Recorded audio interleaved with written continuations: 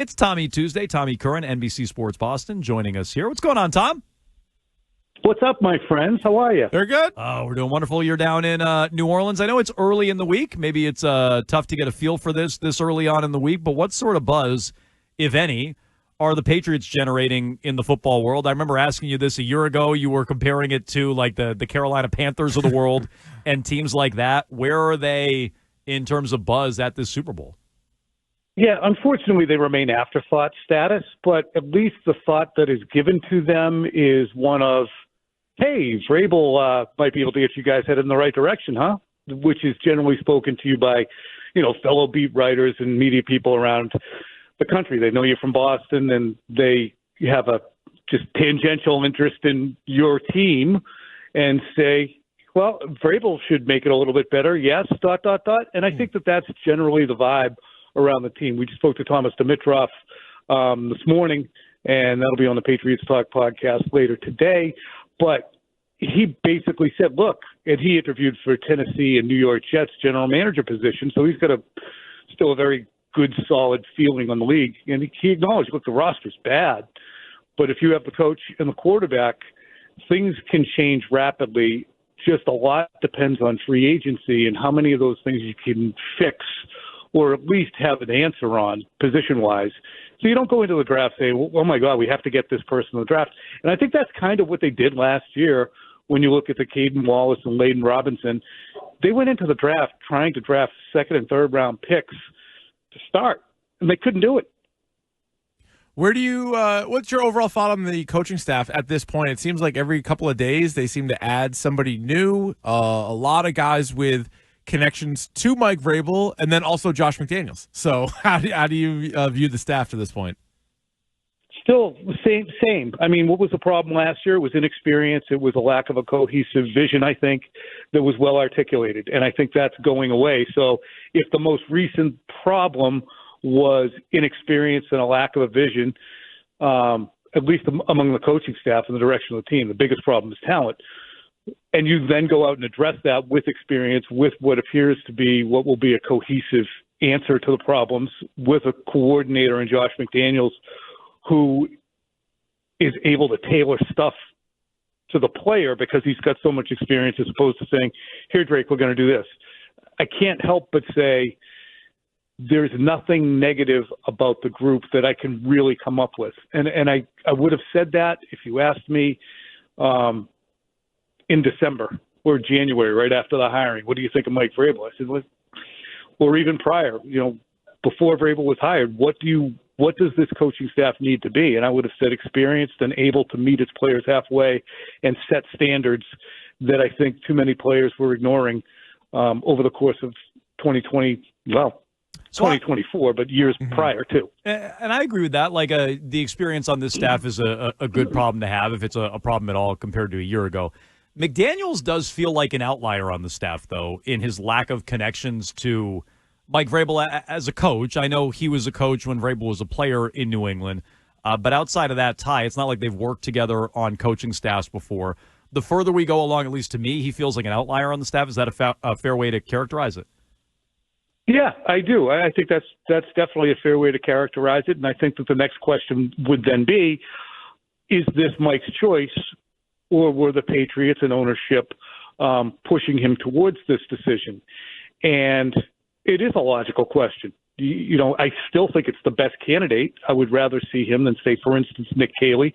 And I think you and I might differ on that. But to me, the position they're in and situation they're in, I think they need experience. They're so friggin' bad at the wide receiver and offensive line positions that they need somebody who can stand in front of those rooms and hold people accountable.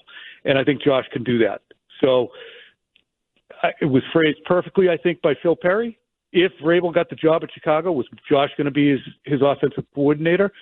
And one would wonder if that would have been the case. And also, too, I don't know if Josh would have wanted to go to Chicago. I think he wanted to stay local with New England and a franchise that he was comfortable with, in a place he was comfortable with. He's been in two different places with Vegas most recently and Denver at two different junctures of his life. And I think he would like some just football right now. All right, two big-time players likely to be traded, Tom. Let's take them case by case. Myles Garrett and Cooper Kupp. What kind of chances do you think the Patriots have of getting either guy? Would they be willing to offer what it would take to get those guys and or pay them what it would take? I'd say low chances on both because being post-30, both of them are going to want to go to a situation where they have an opportunity to win quickly. And talked to Mike Florio today about this. Can the Patriots present a case right now that allows them to say, hey, we have a vision here. We're going to be good in short order.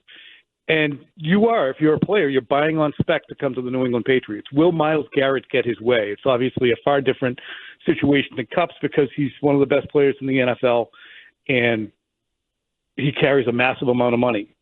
And he would, to me, be worthy of considering giving up the 4th overall pick for. I would give up the 4th overall pick for Myles Garrett. If he was willing to come to New England and you could put the structure of the trade in place for each team, like say Myles Garrett says, I'll go to this team, that team, that team, that team. And the Patriots were able to put a structure together, I would include the 4th overall pick for him and not bat an eye about paying him because he is that good. Cooper Kupp, to me, that's a 3rd or 4th round pick, more likely a 4th because you have to pay a ton of money when he gets here because he's got a fat contract still. Whether it's Garrett or anybody else, and I know you've been detailing some of this with Phil Perry at NBC Sports Boston. It's Tommy Curran on a Tommy Tuesday here on Jones and Keefe, WEEI. Whether it's Garrett or anybody else, how open do you think they would be to the idea of moving the 4th overall pick for someone like that? I don't know. I don't know how they view the draft right now. I don't know how they view this group in terms of what will immediately yield a fix. Like if it's Will Campbell, awesome. He'll probably seems like a 10-year starter. You know, he's smart as hell. He's young. He's only going to get bigger and stronger. Abdul Carter, defensive ends and edge players can be dice rolls. He does not fit the profile of the best edge players who've come in, Aiden Hutchinson, for instance, and rattle off a few more for me, if you could, the recent years edge rushers. Garrett, obviously, 2017. So I don't know if Abdul Carter is that. I don't think he's Micah Parsons either. So I would move that pick because I don't think you're going to get a generational talent. I don't think that generational talent really exists in every draft just by the nature of the friggin' phrase. They're not all the time. So this is a pedestrian draft.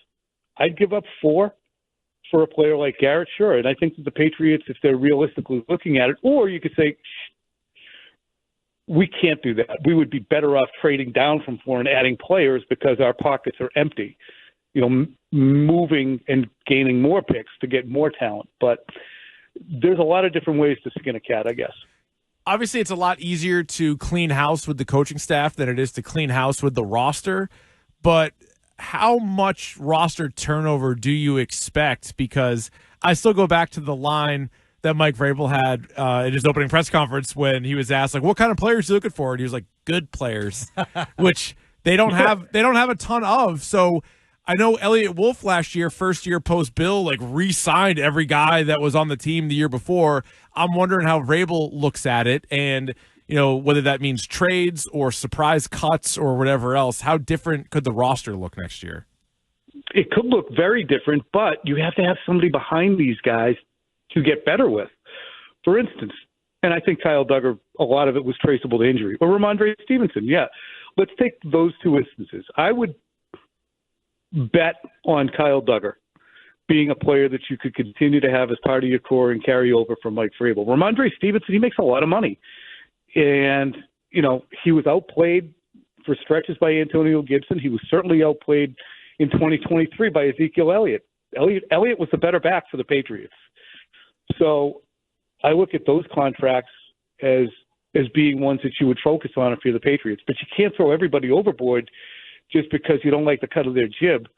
Sometimes it takes a moment because you have to trot and field a team out there. And again, why did they re-sign so many of their own players?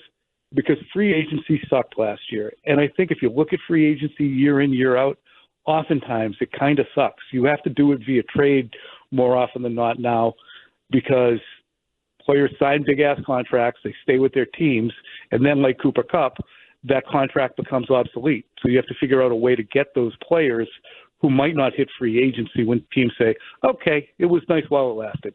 You hearing anything on Dante Scarnecchia and involvement with the Patriots this year? The person I reached out to and asked about it said, really? Huh. That'd be good, I guess. But I just I'll reach out to Dante at some point and double check with him and see what his intentions are. But it would be a boon to have his knowledge in there. But I haven't heard anything specifically. No, Wolf. Jones. Wolf. What about the game? Tom, what about the game on Sunday? Obviously, Patriots fans have a certain feeling about it with the Chiefs trying to do something that no team, including the Patriots, has ever been able to do. But what kind of just overall juice, buzz, et cetera, do you have for the game on Sunday? I think the more you really look at the game and the details of the two teams, look, the sideline advantage goes to Kansas City. The quarterback advantage goes to Kansas City, but everything else goes to Philadelphia, in my mind. They have the best defense in the NFL, and by a lot of measures. They have a running game and ground game that had the Buffalo Bills continued to try and exploit the ground attack during the AFC Championship game. It's kind of veering away from it. They'd probably be here right now. You have the best rushing attack in the league with Philadelphia. You have a quarterback who can run. I really feel like Philadelphia should win the game.